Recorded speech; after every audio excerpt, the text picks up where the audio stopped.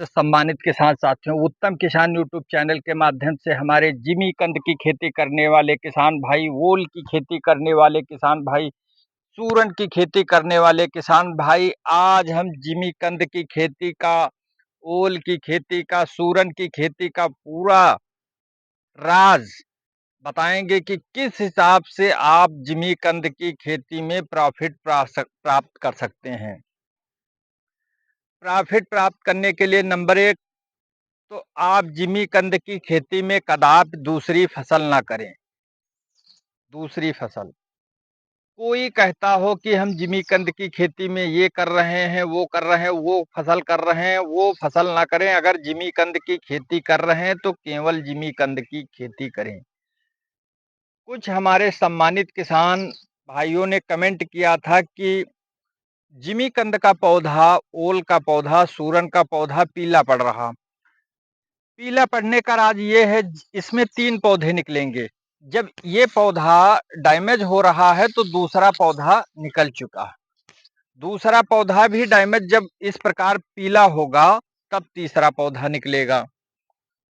ये पौधा जब पीला हुआ है तो ये पौधा हरा निकल आया है। इसमें कोई जो है परेशान होने वाली बात नहीं है कि हम परेशान हों और ये सोचें कि कोई रोग इसमें लग गया है।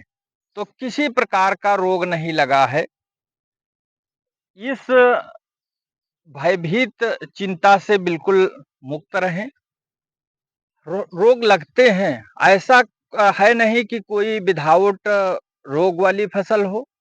बहुत सी चीजों में रोग लगते हैं, बहुत सी ऐसी फसलें हैं। तो उस उन चीजों में जिमीकंद भी अलग नहीं है कि जिमीकंद में भी रोग न लगता हो। जिमीकंद में भी रोग लगता है। हमारे किसान भाइयों ने कमेंट किया था कि ग्रोथ कैसे बढ़ाएं।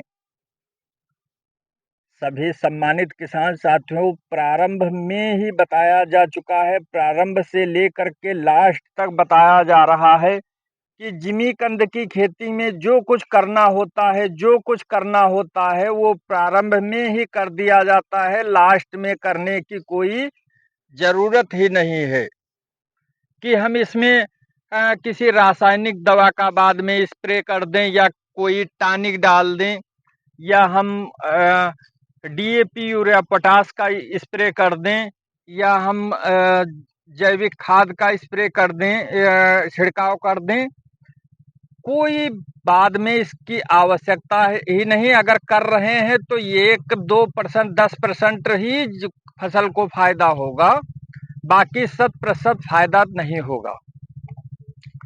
जब आप खेत की तैयारी कर रहे हैं फरवरी माह में, जब आप खेत की तैयारी फरवरी माह में कर रहे हैं, तब क्या करिए, प्रयास करके जितनी हो सके देसी गोबर की खाद इसमें मिला दीजिए। ग्रोथ छोड़ दीजिए, महाग्रोथ हो जाएगी।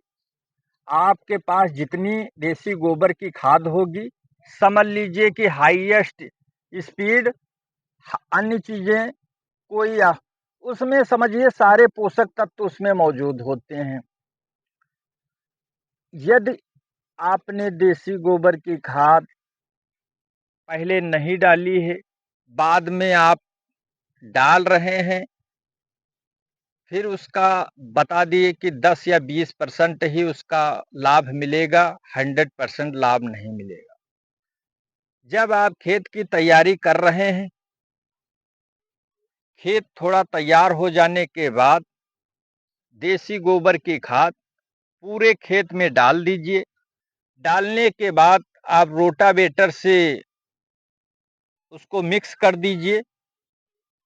मिक्स करने के पहले क्या करें, मिक्स करने के पहले उसमें कुछ ऐसी चीजें होती हैं जिनको हमको निकालना होता है। तो वो क्या करें, पूरे प्लाट में देख लें कि कोई ऐसी चीज तो नहीं है जो बाद में नुकसानदेह हो, उसको हटा दें।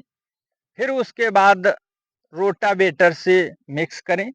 रोटावेटर से मिक्स करने के बाद आप लाइन सुनिश्चित कर लीजिए कि हमको एक मेजर नाली बनाने के बाद मेजर नाली बनाने के बाद हमको कितनी दूर तक इसकी पानी की सप्लाई करना है, वो भी आप स्वयं सुनिश्चित करें। ज़्यादा लंबी अ, अगर मेड़ बीच से बिजाई कर रहे हैं तो ज़्यादा लंबी-लंबी नाली ना रखें। ज़्यादा से ज़्यादा 10 से 15 फीट की दूरी रखें। जैसे ये बनाई गई है, ये इधर ये मेजर नाली बनी हुई, इसी से चारों तरफ पानी का, फिर दूसरी मेजर नाली उधर है। तो उस मेजर नाली से हम पूरे प्लाट में पानी आराम से पहुंचा सकते हैं। अब मेड़ बिध कुछ हमारे किसान भाइयों ने अभी थोड़ा अलग फार्मूला अपनाया, तो उतना ग्रोथ नहीं किया, जमाव ही नहीं हुआ। क्या कारण रहा? नमी की अधिक मात्रा रही या कंद थोड़ा नीचे पड़ गया, इस हिसाब से जमाव नहीं हुआ। तो सबसे बेटर फार्मूला है कि आप मेड़ विधि से ही इसकी बिजाई करें। लाइन से लाइन की दूरी आप 2 फीट रखिए। पौध से पौध की दूरी आप 1.5 फुट रखिए। इससे ये होगा, जब आप उसमें मिट्टी निकालेंगे तो दोनों तरफ आप मिट्टी चढ़ा देंगे। मिट्टी कंद रखते समय कंद जमीन के बराबर आप कंद रखिए। कंद रखते समय जो कंद की परत होती है, उसको प्रत्येक कंद को चेक कर लें कि जो कंद का अंकुरण वाला भाग है वो ऊपर की तरफ है। यदि आप कंद का अंकुरण वाला भाग नीचे की तरफ होता है तो कुछ ही जमाव होगा और कुछ तो सड़ जाएगा। इस हिसाब से पहले कंद रखिए, फिर एक बार चेक कर लीजिए कि कंद जो है का जो अंकुरण वाला भाग वो ऊपर की तरफ है, सभी कंद। फिर आप 1 फीट इधर से मिट्टी इधर से चढ़ाते चले जाइए। चढ़ा दिए। अगर आपको मल्चिंग करना है, पराली बिछाना है, तो आप पहले से सब चीज़ों को एकत्रित कर लीजिए। चाहे सरसों की पराली हो, चाहे धान की पराली हो, चाहे गन्ने की पराली हो, उसको आप बिछा दीजिए। वो एक जैविक खाद का भी रूप ले लेगी। दूसरी बात, उसमें जब बरसात का समय जो इस टाइम चल रहा है, बरसात के टाइम मेड़ की मिट्टी नहीं कटेगी। जब मिट्टी नहीं कटेगी तो क्या होगा? कंद बड़ा बैठेगा। अन्यथा जब मिट्टी कट जाएगी तो कंद ऊपर आ जाएगा। इस टाइम अभी बरसात हो चुकी है, लेकिन इसमें जो है अभी जो मल्चिंग की गई थी वो मल्चिंग अभी ही उपस्थित है, सड़ी नहीं है, और काफी समझिए 50% सड़ चुकी है जो पराली डाली गई थी। अब हमारे भाई जैसे फरवरी माह में अगर बिजाई करते हैं, उनका माल कच्चा माल तैयार हो जाएगा, अक्टूबर माह में रेडी हो जाएगा। अगर आप अप्रैल और मई में इसकी बिजाई करते हैं तो आपको बीज के लायक ही रखना पड़ेगा। फिर कच्चा माल उस हिसाब से उतना उत्पादन नहीं तैयार हो पाएगा जिस हिसाब से आप चाहते हैं, क्योंकि इसको भी एक समय चाहिए। ये जो तना है, तने की इसकी कोई बिक्री नहीं है, बिक्री तो इसकी कंद की है। जब कंद ही बड़ा बैठेगा तो कंद ही आपको आमदनी का स्रोत बनाएगा आपका। जब कंद ज्यादा निकलेंगे, समझिए उत्पादन ज्यादा होगा। तना कितना भी बड़ा हो जाए, तो सभी संसाधन और सभी चीजों का ध्यान रखना है, क्योंकि खेत में नमी बनी रहे। पर्याप्त मात्रा में जब नमी रहेगी तो कंद बैठने में कोई परेशानी नहीं रहेगी।